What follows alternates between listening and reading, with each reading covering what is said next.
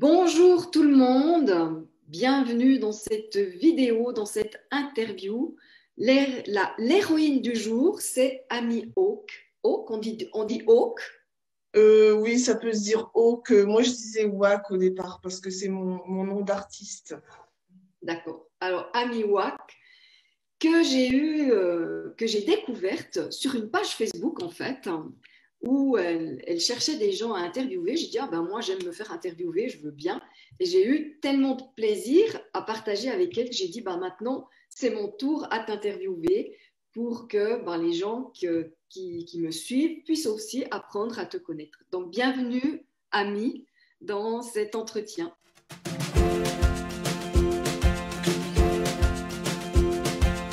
Ami, peut-être on va commencer. Est-ce que tu peux te présenter en quelques mots, dire ce que tu fais actuellement? Ok. Mais déjà, merci Anne Chantal de me recevoir. Ça me fait super plaisir. Là, il y a mon Merci. cœur qui bat à 100 à l'heure. Euh, du coup, pour moi, j'ai pas de métier attitré parce que je me suis lancée au départ sur un blog et je me suis lancée aussi sur YouTube et j'avais écrit aussi 2 livres. Moi, je viens d'en écrire un troisième. Et en fait, là, je me suis orientée vers quelque chose, parce que en tant qu'entrepreneur, ça bouge beaucoup. Et là, ça faisait quelques mois que je réfléchissais à m'orienter vers justement l'human design. Et du coup, là, je travaille justement avec l'human design et je fais essentiellement des coachings sur, sur des longues Ok. durées.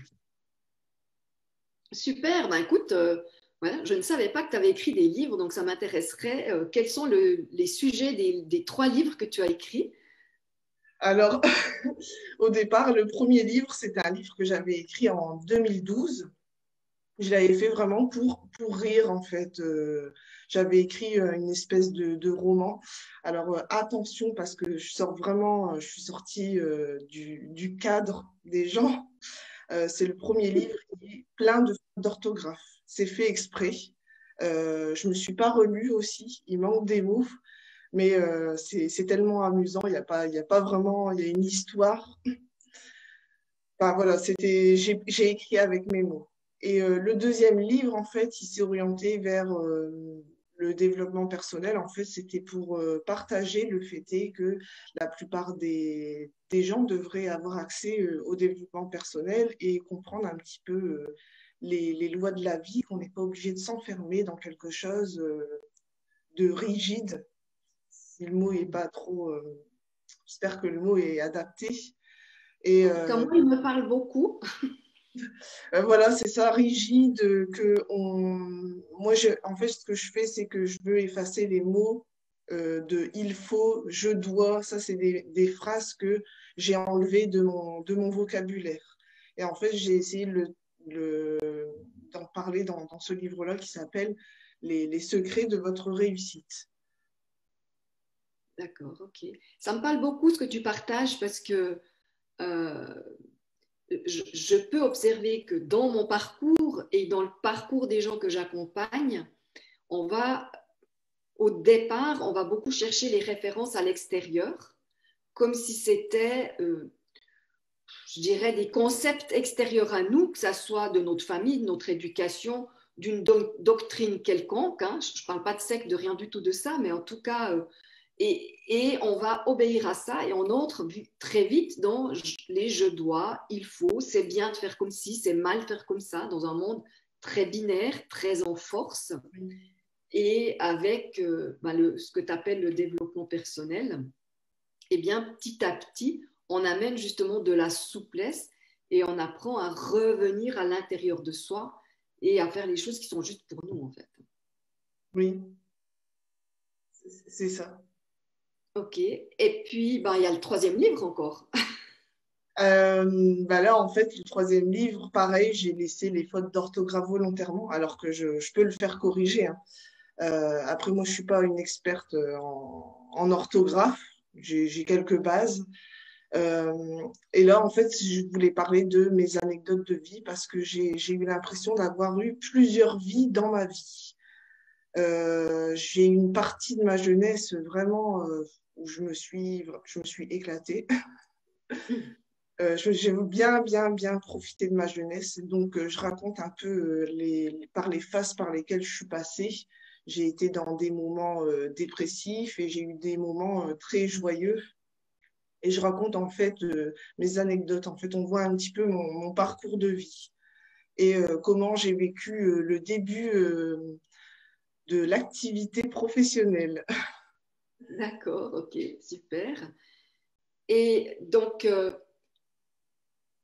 maintenant, tu as dit que tu lisais l'Human Design. Alors, Oui, c'est ainsi qu'on s'est retrouvés, hein, quelque part. C'est sur la page de quelqu'un qui parle beaucoup de Human Design, qui transmet le Human Design. Euh, Est-ce que tu pourrais, en quelques mots, expliquer aux gens qui nous écoutent ce qu'est Human Design? Parce que je ne pense pas que ça soit quelque chose qui soit très connu euh, actuellement. c'est vrai que c'est pas très connu encore. On peut le traduire comme le design humain en français. Ça synthétise un peu plusieurs, j'ai pas les mots là, ça synthétise un peu les chakras hindouistes, l'I Ching, la Kabbale, qu'est-ce qu'on a aussi? La physique quantique, la physique aussi génétique, ça synthétise tout ça, mais c'est Et l'astrologie extrêmement... aussi. Il n'y a Là, pas l'astrologie, l'astrologie? oui, c'est ça que Mhm. je cherchais. L'astrologie, et c'est assez... c'est extrêmement puissant et précis sur la lecture d'une personne. En fait, ça permet de savoir quelle est notre conception humaine. Et en fait, c'est prouver aussi qu'on est unique et authentique. C'est ce que j'adore en fait avec cet outil. Oui. Et là, il me vient une question et j'aimerais t'entendre là-dessus. Euh, Quand j'entends ça ou qu'on parle d'astrologie, euh, il y a des gens qui me répondent, oui, mais moi, j'ai pas envie d'être déterminée par mon jour de naissance, j'ai pas envie d'être déterminée par... voilà. Donc, comment, en tant qu'humain, avec ce genre d'approche, on garde encore notre libre arbitre? Justement, en fait, c'est un outil pour développer son potentiel et ses talents. On n'imagine même pas ce qu'on peut avoir, en fait. Tout est à l'intérieur. Et c'est pas un système de croyance ou un système pour prédire l'avenir. En fait, c'est en fait quand on lit une charte, un bodygraphe de quelqu'un, on se rend compte que c'est bien cette personne-là. Moi-même, quand j'ai lu mon bodygraph, je dis mais c'est incroyable, c'est des mots. Je savais que c'était moi, mais j'avais pas les mots. C'est une lecture de soi. Je sais pas si Est-ce ça qu'on peut, répond à ta question. ouais, est-ce qu'on peut dire que ça nous donne un peu, je dirais, notre ADN, l'ADN de notre personne qui est unique et que ça peut donner des pistes de compréhension sur là où on a des difficultés et là où on aurait des facilités. Et peut-être après, on a le choix de faire ce qu'on veut, mais que, en tout cas, on peut avoir des explications sur la manière d'avancer dans notre vie qui serait peut-être plus profitable, plus joyeuse et où on irait peut-être plus vite vers ce qu'on souhaite. Oui, alors oui, bien sûr, on garde totalement son libre arbitre, mais justement, le design humain, il nous permet de comprendre comment communiquer avec les autres et comment aussi, comment on doit agir face à une situation. Et en général, c'est de façon positive. Et sans rentrer dans les détails, mais on a 9 centres. Ça synthétise un petit peu les chakras, mais dans les chakras, il y en a 7 et nous, on en a 9. Et en fait, il y a des centres chez nous qui ne sont pas activés, mais on va le recevoir de l'extérieur. Je ne sais pas si j'arrive à me faire comprendre. Ouais. En fait, ils ne sont pas activés et le fait qu'ils ne soient pas activés, ça va colorer notre relation au monde, que ce soit aux gens, que ce soit à des activités, que ce soit à quoi que ce soit. Oui, Ouais. oui. Je ne vais pas rentrer dans le trop technique, Non, non, mais non, en non, gros, c'est c'est ça. pas l'objectif, hein, c'est pas l'objectif. Ok, super. Euh, J'aimerais savoir, avant d'être entrepreneur, tu faisais quoi? J'ai fait plein de métiers. En fait, quand j'ai commencé dans le monde professionnel, bah, j'ai déjà été serveuse en restauration comme dans des bars. Après, j'ai bifurqué en tant que téléconseillère, donc c'est un métier difficile. Et après, je me suis orientée vers, en tant qu'assistante administrative, assistante ADV. ADV, c'est admission des ventes. Et en fait, j'avais trouvé un emploi qui me correspondait, enfin, c'est ce que je croyais parfaitement. Et je me suis vite rendu compte, au bout de quelques mois, que même si j'avais des super collègues, que j'avais une super patronne, franchement, elle était géniale. Euh, Enfin, tout l'environnement, le fait de travailler de 9 heures à 17 heures, j'avais l'impression d'être emprisonnée. Je sentais que c'était pas moi, même s'il y avait pratiquement toutes les conditions que je désirais. Et à ce moment-là, parce qu'avant d'être là où je suis aujourd'hui, j'ai décidé de me lancer parce que j'ai eu un diplôme en maquillage. Du coup, je me suis orientée vers le maquillage, donc je suis devenue maquilleuse. Je me suis dit, bah, c'est mon rêve, je vais le faire. Et bah, là, je me suis lancée en tant qu'indépendante.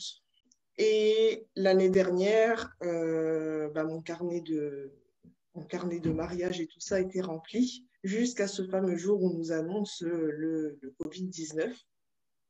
Et là, j'ai fait une grosse introspection sur moi en me disant, OK, il y a ça aujourd'hui, j'ai plus de clients, j'ai plus d'argent, qu'est-ce que je fais? C'est un signe. Si ça se trouve, je suis pas sur ma voie. Et je me suis rendu compte que j'étais pas alignée sur le fait et que je voyais plus trop ma famille. J'ai mon mari et mon fils, je les voyais plus trop. J'avais sacrifié tout mon temps au maquillage, le week-end, la semaine. Je pouvais me lever tôt quand me rentrer tard aussi. Donc, on faisait que se croiser. Je me suis même rendu compte que j'avais pas trop vu mon fils grandir. Et je pense que c'est ce qu'on veut tous en tant que parents. Et bah là, je me suis lancée donc à écrire mes 2 livres. J'ai terminé celui que j'avais commencé en 2012. Et là, j'ai commencé à regarder sur Internet. Je me suis dit, j'ai envie de vivre du web. Et au départ, j'ai fait quelques formations en ligne. Je me suis informée. Je me suis formée aussi. J'ai acheté plein de formations. J'ai acheté plein de livres. Donc là, ça fait un an que je me suis lancée dans cette aventure sur le web et ça a évolué. Donc au départ, j'avais fait des formations un petit peu sur la mission de vie, l'ikigai, la légende personnelle. Et tout petit à petit, ça a évolué. Euh, Petit à petit, ça a évolué et ça fait quelques semaines que je me suis vraiment orientée sur l'human design. Et si ça se trouve, dans 6 mois, je vais faire autre chose. Mais je vais rester sur ce côté coaching. Ça, j'adore ça. D'accord. En tout cas, dans ce que tu expliques de ton parcours, ce Oui, que je vois, c'est que tu as beaucoup de facilité à changer. Que oui, quand tu sens que tu arrives au bout de quelque chose, tu te réorientes, que ça y était quand tu étais encore salarié, en changeant d'employeur et en tant qu'indépendante aussi.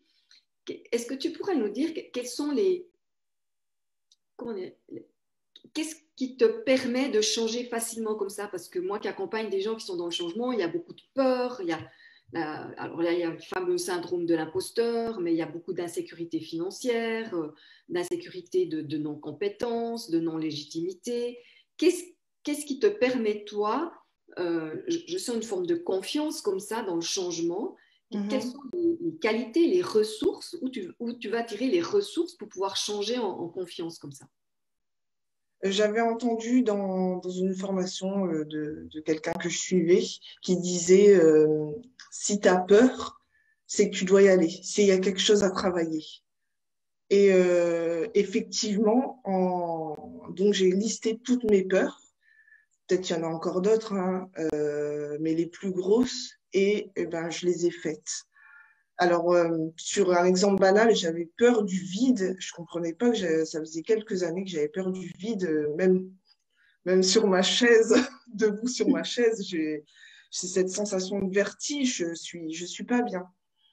Et l'année dernière, je suis partie faire un saut en parapente. Je me suis jetée dans le vide. Je pensais pas que j'allais adorer ça. J'ai vraiment eu très peur. J'étais en suée. J'ai dit, mais vas-y, j'y suis. C'est le moment, j'y vais. Et ce qui est incroyable, c'est qu'une fois on a plus les pieds sur terre, dans les airs, on n'a plus cette sensation de vertige, elle n'existe plus. Je me suis fait toute une montagne sur le fait de, le vertige, je me suis fait une frayeur, je me suis dit, je ne vais pas supporter. Et en fait, non, on a vraiment cette sensation de voler, d'avoir cette liberté. Je me suis dit, une fois qu'on a passé une grosse peur comme ça, on peut tout passer en fait. On peut tout affronter. Et on peut le faire aussi petit à petit. Tout ça, je l'ai construit petit à petit. Donc, ce que j'entends, c'est que ta stratégie, ça a été de dire j'ai peur, mais je ne vais pas lui laisser la parole et je vais aller, euh, comment, presque la challenger, cette peur, par quelque chose d'assez, oui, quand on a le vertige, puis qu'on, sur une chaise, puis qu'on pense qu'on va se retrouver à des dizaines de mètres dans le ciel, effectivement, je peux assez imaginer qu'on a le trouillomètre, comme on dit, Oui. bien bas. Et du coup, est-ce que d'avoir traversé cette peur-là t'aide à traverser les autres peurs? Bah, justement, j'y travaille l'année dernière, non, il y a 2 ans. J'habitais du côté de Lille, dans le nord de la France. Et j'ai décidé de tout quitter pour tout recommencer ailleurs. Et je suis partie, là, aujourd'hui, j'habite du côté de Perpignan. Et pareil, si ça se trouve, dans 6 mois, je suis autre part, quand on pourra officiellement partir. Et ce que j'ai fait, c'est que j'ai lancé mon préavis sur une journée. Je ne sais pas comment ça se passe chez toi en Suisse, pour libérer un appartement parce que j'étais en location. J'ai lancé le préavis, j'ai tout vendu et je suis partie. Et ton conjoint là-dedans, il te suit? Et, oui, il m'a suivi, j'allais pas le laisser. Il fallait le temps qu'il démissionne et tout ça, ça a mis un petit temps. Et moi, je suis partie avant pour nous rechercher de quoi vivre sur place. Je suis partie. Et puis, j'ai fait aussi plusieurs allers-retours. Alors, sur le moment, ça n'a pas été facile parce que la plupart, ils cherchent des gens qui sont en CDI pour leur sécurité. Mais j'ai fini par trouver. Un métier de salarié à ce moment-là? Oui, il fallait absolument avoir un métier de salarié. Mais j'ai pas lâché. Je me suis dit, je finirai par trouver quelqu'un qui accepte ma situation. Tant que je paye correctement le loyer, tout se passe bien. D'accord. Tu veux dire que c'était pour la garantie du loyer que les Oui. gens... Voilà. Ok, d'accord, je comprends mieux. Ouais. Ok. Est-ce que tu... Comment dire ça? Ce qui m'interpelle dans tout ce que tu nous racontes là, c'est Oui. la manière dont tu changes très rapidement. Et est-ce que cette... comme si tu voulais croquer la vie à toute vitesse, hein, et expérimenter plein de choses. Est-ce que ça a toujours été comme ça ou est-ce qu'il y a eu un moment où il y a eu une transition qui t'a amené à venir comme ça? Non, ça n'a pas été toujours comme ça parce que vers l'âge de 20 ans, j'ai fait une dépression. Je pense que j'ai touché le fond. Et par rapport à ma vision d'avant aussi, j'avais cette vision un peu de de faible. Je ne vais pas donner des mots trop forts, faible ou victime, je ne sais pas. Mais une vision que je voyais pratiquement tout en noir. Et bon, bah, après, je me suis pensé, j'avais une vision un petit peu binaire, tu sais, qu'il fallait travailler. Et puis, j'avais aussi des croyances qu'il fallait travailler dur. J'avais déjà créé une toute première entreprise quand j'avais 22 ans, mais ça a été un échec total. Même, je pense que je me suis auto-sabotée parce que j'avais je l'ai raconté un peu sur mon blog, mais je l'ai effacé. Euh, Tous les jours, j'avais des clients qui me demandaient, je disais oui, mais j'allais pas au rendez-vous. J'avais de quoi vivre, mais intérieurement, comme si je le méritais pas. Et j'avais pas cette conscience de se développer et tout ça. Et finalement, j'ai fermé, j'ai continué ma vie. Ce qui m'a changé vraiment, c'est le jour où mon fils est né. Ce jour-là, j'ai découvert le vrai amour. Je ne sais pas comment, ça a été incroyable. Je me suis dit, waouh, dans ce petit être, je l'aime. Enfin, c'est incroyable comment je peux l'aimer alors que finalement, je ne sais pas encore qui il est, je vais apprendre à le connaître. Et c'est là où vraiment je me suis dit, bah, je vais changer. Il y a des choses dans ma vie qui ne me conviennent plus. Donc ça a été petit à petit, j'ai commencé à m'informer sur le développement personnel. Je commençais déjà à lire depuis quelques années, mais pas autant qu'aujourd'hui. Euh, Aujourd'hui, dès qu'il y a un livre qui m'intéresse, je le note, je l'achète.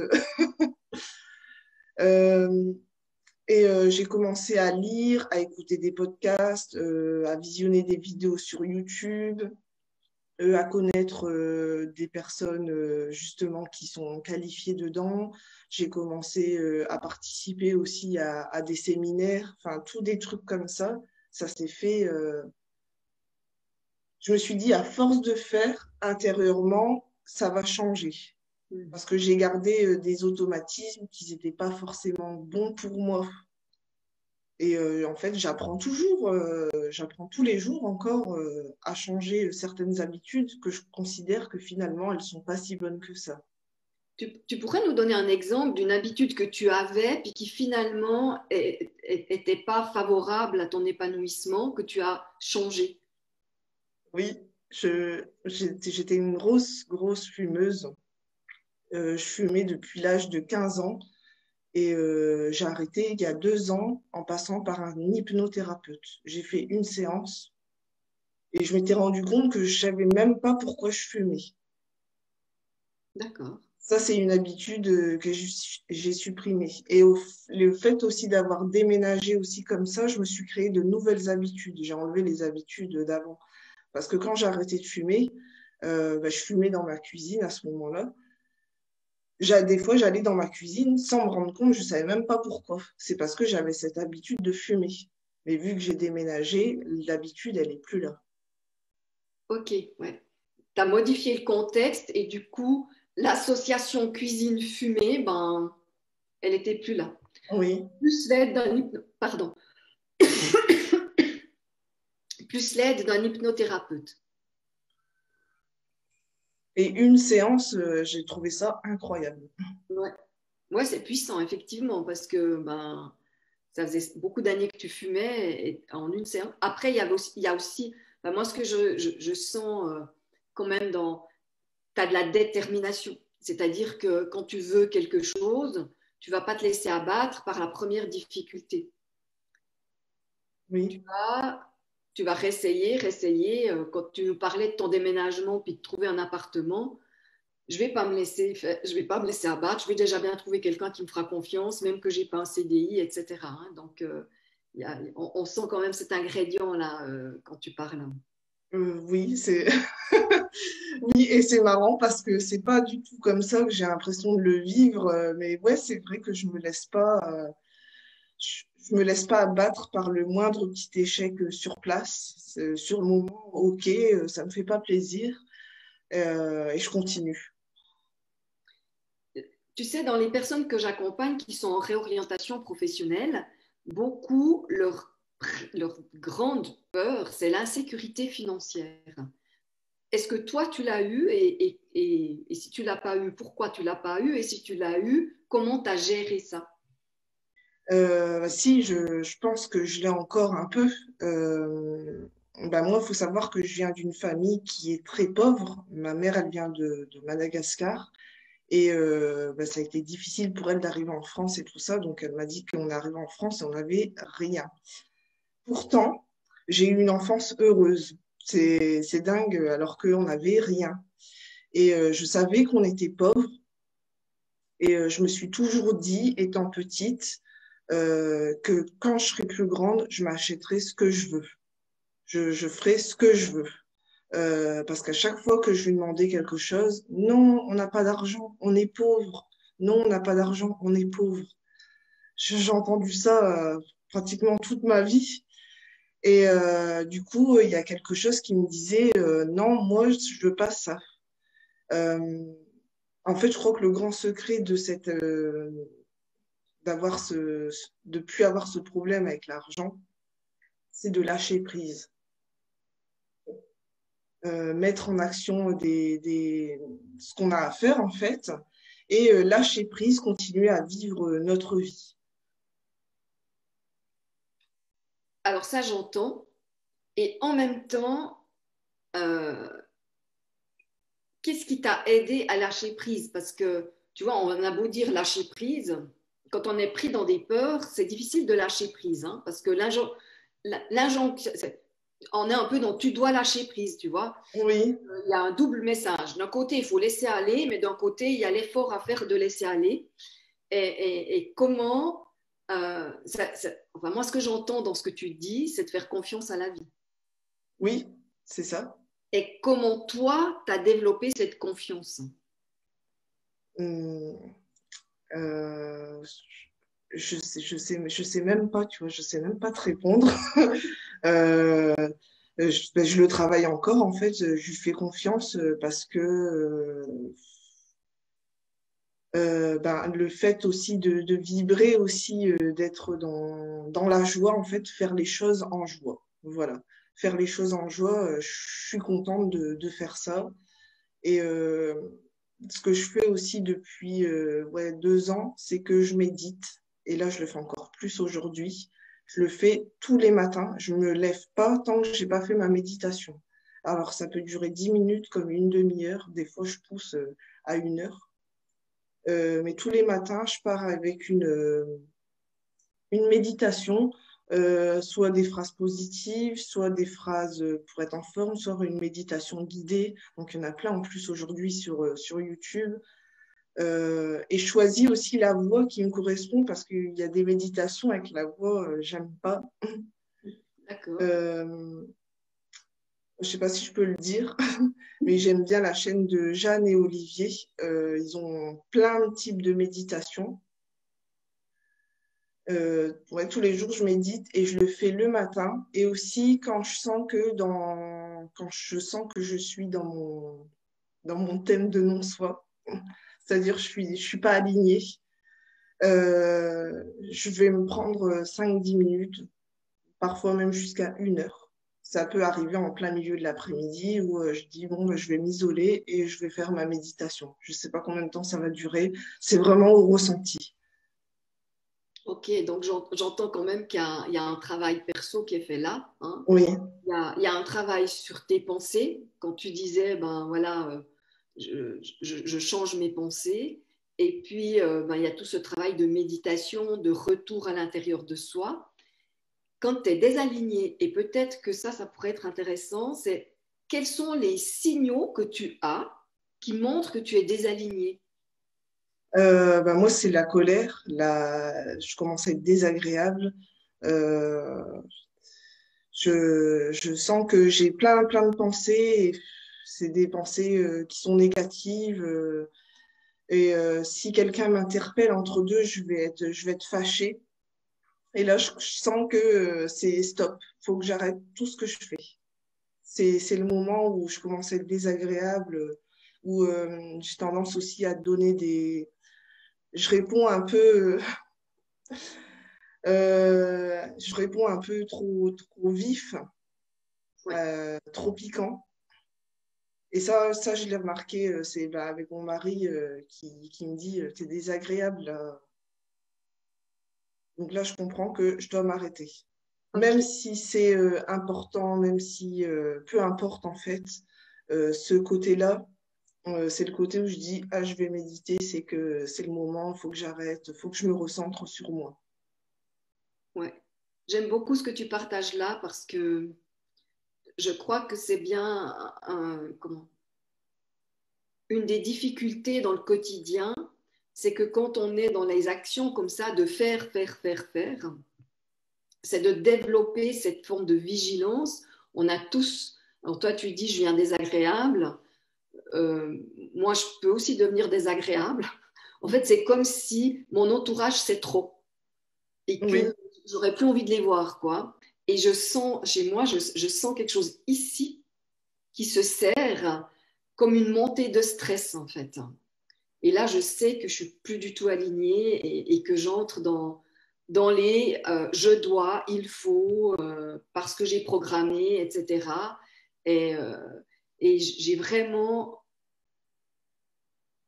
je dois apprendre parce que je suis encore en apprentissage. Je me disais dû apprendre, non, mais c'est encore, je suis encore en apprentissage, mais de dire, ah ben non, là, oui, entre deux rendez-vous, ben non, non, je vais pas écrire ma prochaine vidéo de contenu, non, je vais pas écrire un article, non, je prends juste un temps pour moi, pour me recentrer, pour me faire du bien, pour être en forme pour mon prochain rendez-vous. Ouais, oui. ouais, je sens ça très fort. Après, tu as parlé que tu avais fait beaucoup de changements. Alors, maintenant que tu as un conjoint, tu as une famille, comment ta famille, ton conjoint, ont réagi à tous ces changements? Est-ce qu'ils ont été un soutien? Est-ce que non? Enfin voilà, comment ton entourage euh, a vécu et s'est comporté avec toi en lien avec les changements que tu as mis en place? Mon mari me suit dans tout ce que je fais. Mon mari aussi, il se développe aussi, lui aussi de son côté, à son rythme, et il s'intéresse à d'autres choses, comme il s'intéresse à la bourse et tout ça. Mon fils, je le préviens toujours, je le mets, je ne sais pas comment dire, c'est même pas conditionné, mais je lui parle en fait. Depuis qu'il est né, je lui parle beaucoup. Même, je pense que je lui parlais aussi quand il était dans mon ventre. Je lui dis, ben, on va faire ça, on va faire ça. Alors, je sais pas quand, mais on va le faire. Euh, il est OK, quoi. De toute façon, je le serai, il me le dirait. Par contre, de ma famille, mes parents, eux, ils ont très peur pour moi. Ils ont mon entourage, mes amis en général, pareil, elles se disent, mais comment tu vas faire? Pareil, je sens qu'elles ont très peur, qu'ils sont pas d'accord. J'ai eu un peu tout et n'importe quoi comme commentaire. Euh, ah non, mais ça marche pas, ça. Ah non, c'est le avec le coronavirus, c'est pas le moment. Enfin, il y a plein de phrases que j'ai fait abstraction. Ok, ok, ça c'est ta croyance, c'est pas la mienne. Ok. Donc, Le ce que tu plus du- sens, c'est que tu as un soutien par ton conjoint, Oui, vraiment parce que lui, il te suit et il est OK avec tous ces changements. Par contre, ton environnement un peu plus large, euh, il serait plutôt à te tirer en arrière oui, avec leur propre peur. Hein. oui, c'est ça, avec leur peur. Je crois que le plus difficile, c'est mes parents. Mes parents je leur dis pas tout parce qu'ils comprennent pas. Déjà, ils comprennent pas ce que je fais et ils comprennent pas aussi dans quoi je me suis lancée. Ouais, d'accord. Mais il te pose des questions ou du coup, il préfère pas savoir? Moi, je crois qu'ils préfèrent pas savoir. D'accord, OK. OK. Ouais. Je vis ça, moi, avec mes parents qui ne comprennent pas très bien ce qu'on fait et ça leur amène une grande insécurité. Et du coup, ils ne me questionnent pas sur ce que je fais, mais par contre, j'ai eu droit à à des commentaires pas toujours très sympathiques. Voilà. Oui, Voilà. L'autre fois, je parlais de personnes, d'amis, et puis par hasard, je parlais de ses amis qui étaient séparés, divorcés. Il me dit, ouais, en fait, dans ton groupe, ils sont tous divorcés. Des trucs très comme ça, assez pointus. Alors, je oui, peux bien voir que c'est leur insécurité qui se manifeste comme ça, mais parfois c'est un peu plombant quand même. Voilà. Mais oui. ça ne m'empêche pas de faire ce que j'ai envie de faire, alors ça, c'est bon. Mhm. Là, j'ai compris. Mais par contre, dans les relations, ça peut être parfois un peu difficile, je dirais. Voilà. Oui, oui, bah, c'est parce que vu que c'est des proches, faut pouvoir avoir cette relation, garder notre relation saine Ouais. et aussi ne pas mettre de jugement sur leur avis. Je ne sais pas si tu me rejoins dessus. Non, non, alors pas mettre de jugement sur leur avis. Par contre, je vois que j'ai peut-être pas complètement terminé le chemin d'être encore en attente d'être accueillie telle que je suis, puis pas telle qu'ils voudraient que je sois. Voilà. Je chemine, j'ai encore Oui, quelques années devant moi, j'espère, avant de mourir, pour régler ça, mais voilà, j'avais expliqué dans une vidéo, la semaine passée, j'ai vraiment été travaillée parce que le message que j'avais reçu, que j'avais engrammé, inconscient bien sûr, là il est remonté en conscience, c'était que j'étais mauvaise en fait. oui, je vois. Et, et du coup, c'est bon. Là, j'ai encore été faire un travail avec une thérapeute énergétique et tout. Je pense que cette fois, c'est bon. Mais j'ai vraiment, voilà, je me disais, quand je médite, je me dis, je suis amour, je suis, et puis j'avais 7 mots comme ça. Et bonté, je ne pouvais pas le dire. Je ne pouvais pas, ça ne sortait pas. Et j'ai dit, mais pourquoi je ne peux pas dire bonté? Alors bon, il y avait la première couche qui était, ouais, t'es bon, c'est un peu, tu vas te faire avoir, mais je sentais que c'était quelque chose de beaucoup plus profond que ça. Mhm, J'ai réalisé, c'était que, en fait, parce qu'au fond de moi, je me sentais pas bonne du tout, je me sentais mauvaise, vraiment. J'avais cette mhm, croyance que j'étais mauvaise et que je dois toujours prouver que je suis bonne, en fait. mhm, oui. Et, euh, et justement,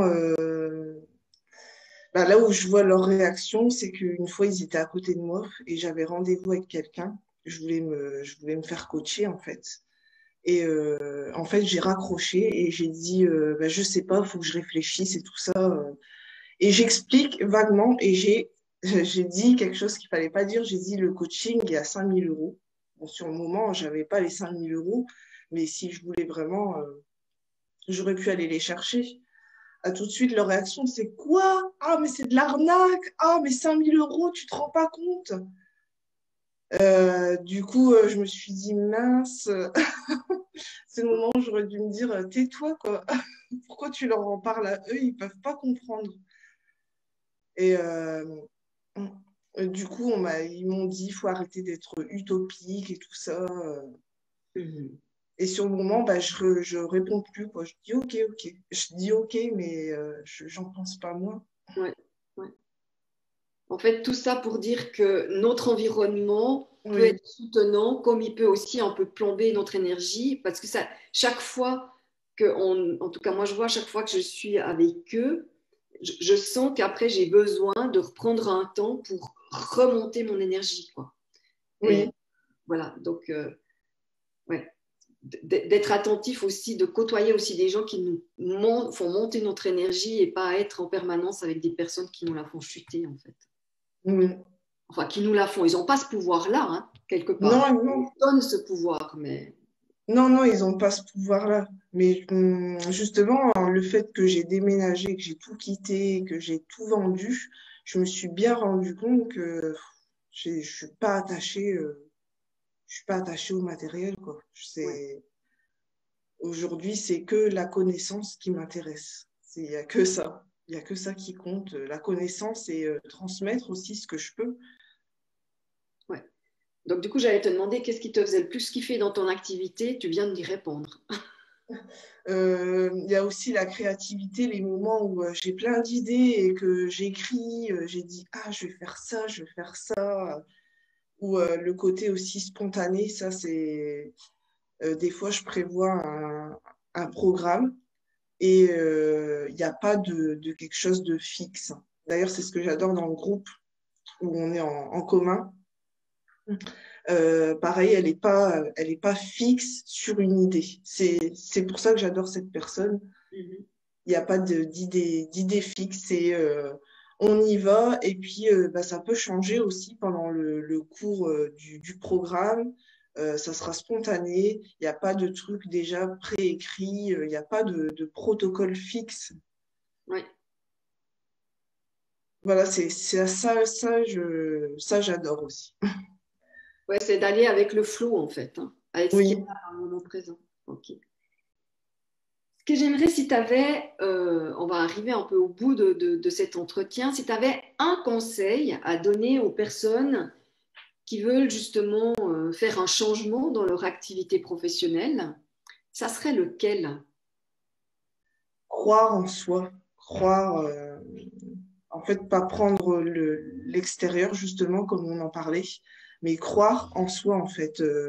On a les capacités de faire tout ce qu'on veut.